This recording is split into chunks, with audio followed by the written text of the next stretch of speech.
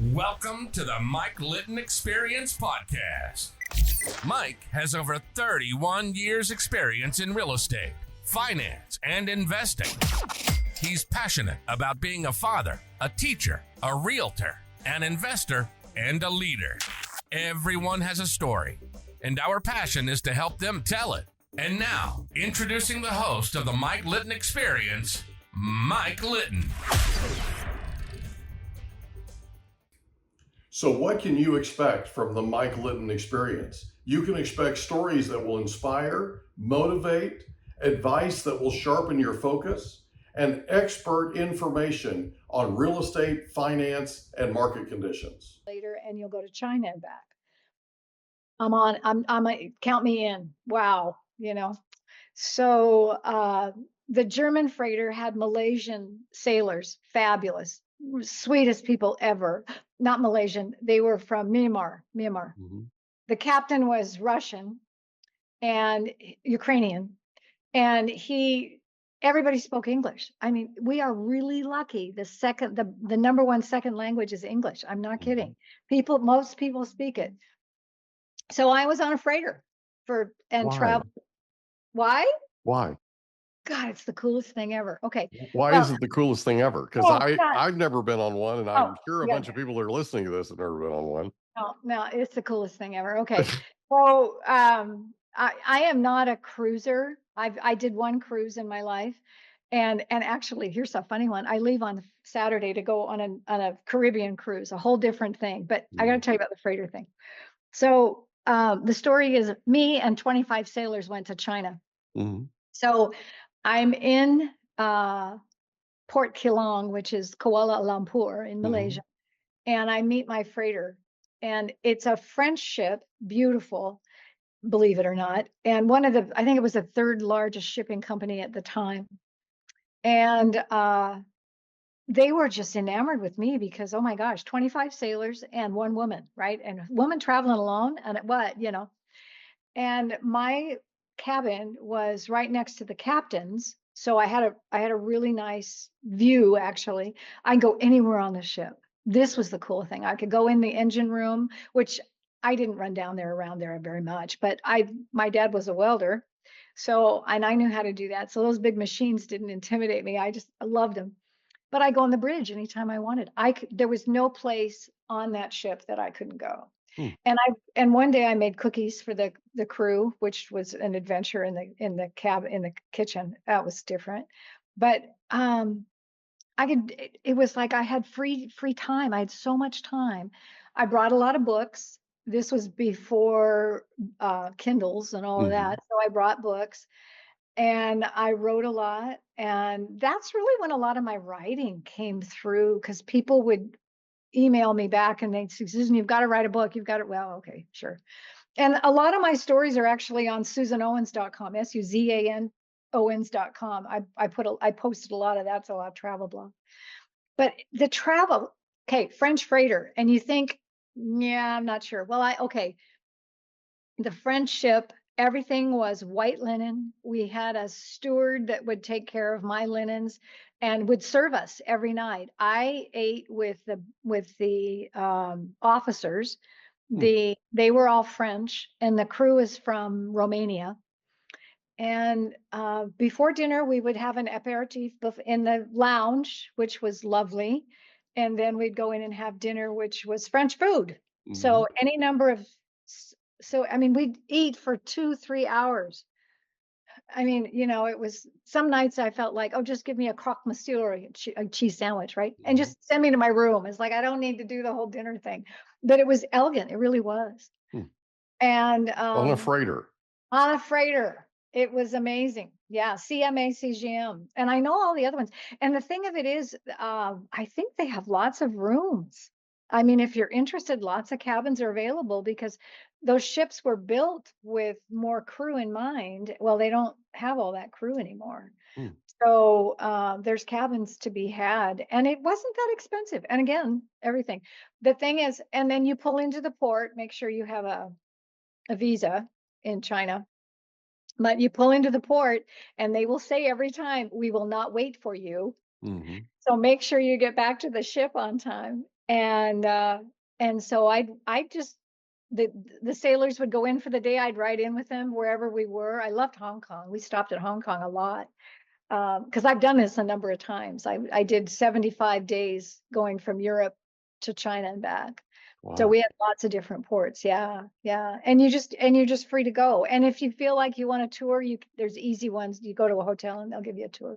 Hmm. You know, somebody will sign up a tour. So and that's my travel has always been solo. I love being on my own, just going to do my thing and just whatever I want to do and whatever sparks. So I think that's part of it. It's the adventuresome piece. But yeah, the freighter travel isn't.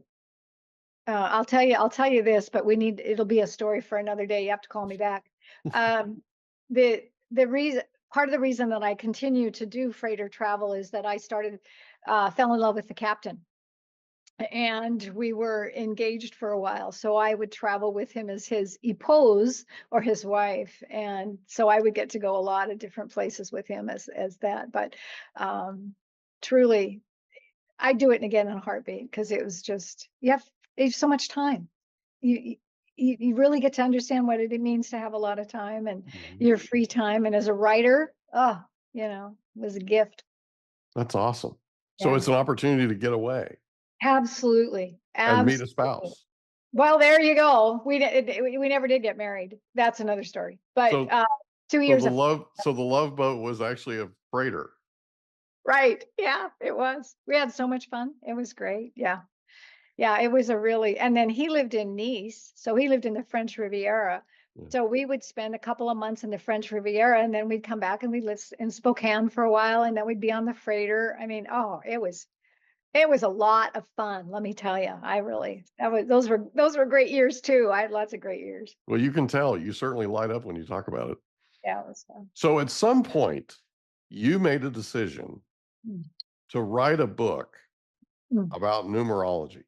Talk about that process, right? Because I know there are people listening that are thinking about writing a book. They're thinking about making some sort of a major change in their life. Talk about that process, that thought that led you to that. It's interesting because I've studied numerology for decades, and and I have a huge library. I buy anytime I see a book that's worthy, I'll buy it. And I hadn't ever found a book that I like the one I wrote, which is clear, concise. Oh, flip, here it is. You just flip. You want to know what a free life path is? Oh, here it is, right here. And it's a paragraph too. It's all about people that don't have time to write. Okay, so but the process, I wrote it. Oh, I didn't write it like most people write. I never wrote a first draft. I didn't just scribble it out. I wrote it as it is, and it it was really a challenge to write, but I felt responsible I felt like it was a responsibility to write it for me because there weren't any other books I could find that were like this. Yeah. And I can't say I love the process because as a creative, we kind of like to just go, wing it. Let's just go do this. And to do the same thing every single day was really a challenge for me to really stick to that discipline. But I did it. And I don't know, it took me a few months to write it. And I got an editor, and I never thought she was very good because all she did was correct my punctuation. For the most part, that's all she did. And I thought, well, you're not very good. Well, then I ended up with an award it was a cover award, Coalition of Visionary Resources, and they liked it. So I felt like, oh, okay, so it's my writing. Okay, I get it. It's not anyway. So it was something that I really felt compelled to do that was really important for me to do. Just like going back to college, going back to grad school. That was something that I felt that, yep, I got to do this. And writing this book, yeah, I got to do this. So yeah, again, a responsibility. And then writing another book, that's another story. So how did you feel when you were done with book number 1? Huge relief. And then turning it over to other people because I self-published. And my publisher and we're still working together. I adore her. She was the one that came up with the cover. And I thought, how did you get me? I mean, those colors are me, so me. And the book is really me. She really put it, yeah, I don't know. She got me right off the bat. So I still work with her and I adore her. And relief for the most part, anticipation for it actually being out there. And the launch was a little light for what I really wanted. I know what I want to do this next time. It's going to be a bigger deal. And for me, it was just finishing my book. So it was a bit, yeah, it was big. It was life accomplishment. Let me say that. And I knew I was going to write something someday. I didn't know it was going to be that. I thought it was going to be a memoir. See, you're asking me all these questions. That's coming up. That I've got a memoir to write. And there's pieces. I just haven't done it yet. I think you have a fascinating memoir to write. Right. I really do. Right. So talk about, you sort of hinted at it, but talk about this next book. Oh, What's it about and what compelled you to begin to write it? well, that's an interesting story because it was okay. It wasn't until August this last year that I thought, I got to write this book. And so I've been working on it since, and I'm almost done, almost sending it off to the editor. It's called Know Your Superpowers, Know Your Future. So, and it was born out of some of these interviews that I've done, most of the numerology interviews, because there's two major aspects of numerology that I can talk about in an interview. And in numerology, I'll give you a little bit of a background. We get two big pieces of information that you have that we glean information from. One is your birth date, and the other is the name on your birth certificate, because that's who you came in to be. Well, I can't get too much information from you over the waves here about your birth certificate. So we pull out information from your your date of birth. And the superpowers, the way you do that, you add up all the numbers in your birth date, all of them, just add them up and keep adding until you get one number. And that's your superpower. That's your life path. That's the gifts that you came in with. I'm a 3. 3s like to talk. We're communicators, we're writers, we're artists, we're dancers, we're singers, they're the creatives. And then and so I could tell people that. I could tell people who called in, and I'll go through all the numbers and explain, if you're a 1, you're definitely a leader, blah, blah, blah, blah, all that. And then the other part of it that I could get from the birthday is what's going on in your life, because numbers transit our chart all the time. Every year is a different number energy. 2024 is an 8-year. Numerology runs on a 9-year cycle. And we are now, 2025 is a 9. We're going into the last of our 9 years. And that's a big year for all of us. Things are going to end. There's going to be change, letting go, completion, clean out your closets, and get ready for the next 9-year cycle. So I can tell people what cycle they're in. Not everybody has an 8-year because it's an 8-year, but through your birth date, you come up with another number that's your personal year. And I can tell you, so like for me, 8 is all about business management, being an authority. And this is the year that I chose to start my online business, to really put myself out there. And then the book just sort of came out of that. It's like, these are two really important factors in numerology. And I think it's going to be really interesting. I want to tell you one more thing really quick. Sure, go ahead. Numerology used to be really big. It used to be big. I have Lucy. I love Lucy. She did a whole show about it. It opens up and she's reading a book on numerology, and Ricky comes in and he goes, "Oh, Lucy, you're reading that all the time. You've done astrology, you've done tarot, you've done all that." She goes, "I know, but this is the best thing. This is the best one of all of them, numerology." Lucy says that. I watched a movie the other day and some woman gave this guy her phone number, and he said, this was like 1940s. And he says, "Oh, I'm going to have to consult my numerologist on your phone number." I mean, so it used to be a lot bigger than and of course it's been around for ancient lifetimes. But anyway, so I'm excited about getting it out in the mainstream again, because numerology and astrology. I call them a zipper. Like there's information from both sides, and when they come together, you get information from both things. But you get a complete picture when you put them together. That's awesome. Yeah. So when do you think that book will be released? Fingers crossed, March, April at the latest. I'm hoping. It depends on how long my editor takes. I'm going to blame it on her and my editor and my publisher, because I'm just about done. But again, it's the holidays, so I can see a little bit of a delay. But I think it's going to be really fun. I think it's going to be a fun book. I've had a good time writing it. Let me say that. It's been a real fun thing to write. What's your favorite thing about the new book? I like that it's just two aspects of numerology. My first book is beginning information all the way to pretty complex calculations. So it kind of covers the whole thing, and then it doesn't cover it all, but it does cover quite a bit. It's a good book. But this is more specific. And in the back, this is funny, because numerology, like I said, you have a personal year. Well, within that year, you have months that have number energy. And then every day is a different day energy, because every day changes. Today's the 2nd, tomorrow's the 3rd, numbers change, energy shifts. So I have in the back of the book, or the second half of the book, it tells you what day it is in your year and a little bit of advice, more than a fortune cookie advice, but this is your day to do blah, blah, blah, blah. So I'm excited. I think it's going to be fun.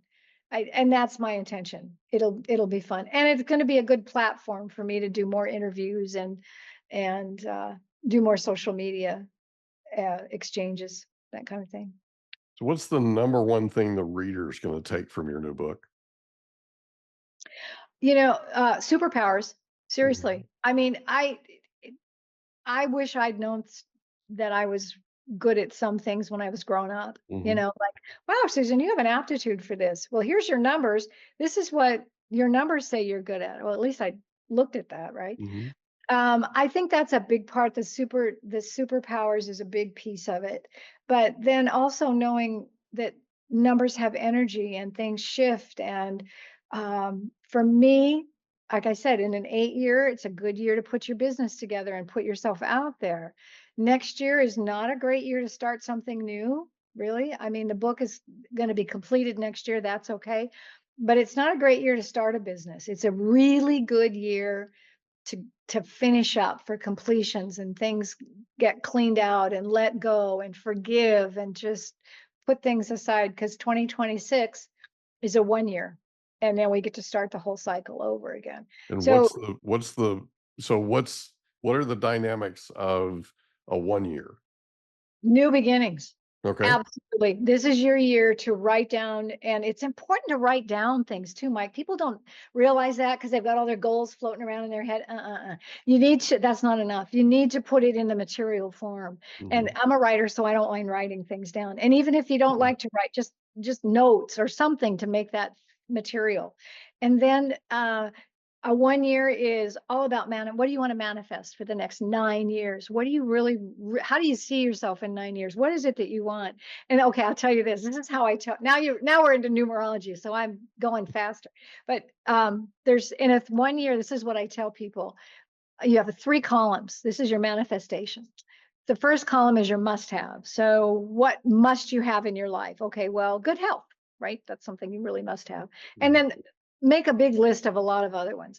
The second column is would be nice if. Okay, well, it would be nice if I lost a couple pounds, whatever. But and whatever would be nice in your life. The third column, and I think that I like this one, is the most important. This is in my wildest dreams. What do I want? And this is where you just write down everything that comes through. You do not censor it. It just comes through, and you write it down, and you'll be amazed at what happens in those 9 years. One of my favorite questions to ask people is, if there were no restrictions, if there were no limitations, perfect world, what would you do? Yeah, no fear. Yeah, nobody to say you're no chance of failure, nothing. Just do it. And if you were going to ask me that, I was going to say I would say what I'm doing. I'm just I'm getting myself out there on social media, which is a challenge for me, especially I think I want to say at my age, because it's not something I like doing. And yet I love this. Mm-hmm. I love this. And I'm talking to my little, I'm talking to you, but Mm-hmm. the green dot, right? And it's I being able to just talk as if nobody's there is Mm-hmm. that's an art to that. There really is. Yeah. I can talk to you because this is easy. You're here, but yeah. So I asked my son that question a few years ago, and he blew me away. You could have knocked me over with a feather What when did I oh, heard what his did he say? answer. Well, he told me that I said, because it was literally his senior year in college. And we were up there to visit him because he had had a conversation with my mother previously. And she called me and she said, I just hung up with him and he sounds homesick because he had landed an internship and he wasn't going to be able to come home for the summer. And I said, well, then we'll bring home to him. So we loaded up the baby, my wife and I, and we brought home to him. And I so we love were up there completely wearing out our welcome, doing the helicopter thing, right? He was so tired of us. And so Thursday morning, I said, hey, the girls want to sleep in Thursday morning. Why don't I take you to breakfast? I'll take you to your favorite restaurant. Just you and I will go sit and talk. And so I asked him this question. Had been sort of, I've been wanting to ask him for a while. And he looked at me and he said, I would invest in real estate with you. Now, this is a kid that his entire time growing up wanted nothing to do with real estate. Was going to do anything else on the planet but real estate, right? And so I sort of stopped for a second and kept myself from falling out of my chair. And I asked him, I said, so can I ask you why? And he said, yeah. I said, Dad, you are never more magnetic than you are when you talk about investing in real estate. He goes, I don't know anybody with a pulse that wouldn't want to work with you. And it was one of those things where you just kind of go, what? But I really encourage parents and grandparents, right? Ask their kids, ask your grandkids, ask them that question because it's a real barometer, right? You can get a feel for where they're headed and what they're looking for and how you can support them and that kind of thing, right?